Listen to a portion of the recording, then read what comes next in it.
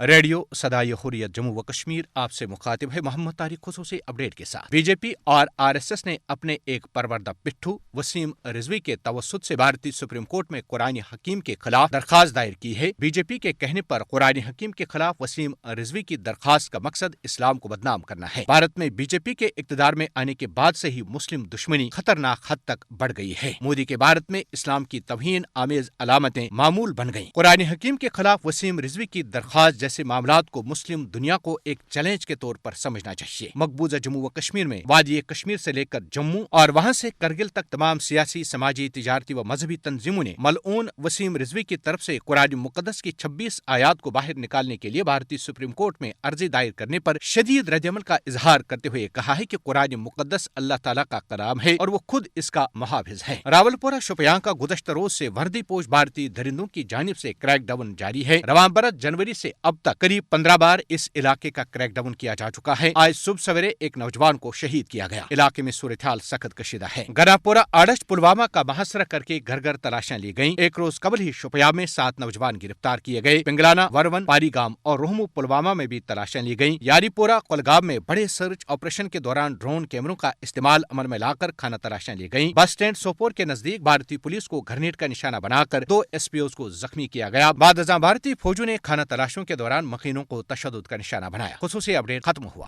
بھارتی supreme court میں ملعون وسیم رضوی کی قرآن کے خلاف پٹیشن پر بھارت سمیت مقبوضہ جموں کشمیر میں شدید غم و غصے کا اظہار کیا جا رہا ہے۔ جگہ جگہ احتجاجی مظاہرے ہو رہے ہیں۔ بھارتی سپریم کورٹ میں قرآن کے خلاف یہ پٹیشن دراصل RSS اور BJP کی ایما پر داخل کی گئی ہے، کیونکہ ملعون وسیم رضوی RSS کا پروردہ ایک نام نہاد بھارتی مسلمان ہے، جو اس سے قبل بھی RSS کے ہندو نسلی بالادستی کے نظریے ہندوتوا کو پروان چڑھانے کے لیے رام کی جنم بھومی نامی ایک ہندی فلم کو پروڈیوس کر چکا ہے، جبکہ ملعون وسیم رضوی ہندو دیو مالائی مذہب کے ایک بڑے دیوتا رام چندر کے دیو ہیکل مجسمے کی تعمیر کے بھی حامی ہیں۔ بھارتی سپریم کورٹ میں قرآن کے خلاف یہ پٹیشن RSS اور BJP کی اسلام مخالف مہم کا حصہ ہے، تاکہ مذہبی جذبات کو مجروح کر کے مسلمانوں کو فرقہ وارانہ انماد کا شکار بنا کر انتشار پھیلایا جائے۔ نریندر مودی کے برسر اقتدار آنے کے بعد بھارت میں مسلم مخالف مہم اپنے انتہا کو پہنچ چکی ہے۔ ہندو نسلی بالادستی کا سکہ چلانے کے لیے جہاں مسلمانوں پر حملے کرنے کے لیے قانون انتہا پسند عام ہندوؤں کے ہاتھوں میں دے دیا گیا، وہاں بھارت کی اعلیٰ عدلیہ کو بھی مسلمانوں کے خلاف استعمال کیا جا رہا ہے، لیکن RSS اور BJP کے اسلام کو بدنام کرنے کے ناپاک منصوبے ناکام ہو جائیں گے۔ پوری دنیا کے مسلمان ملعون وسیم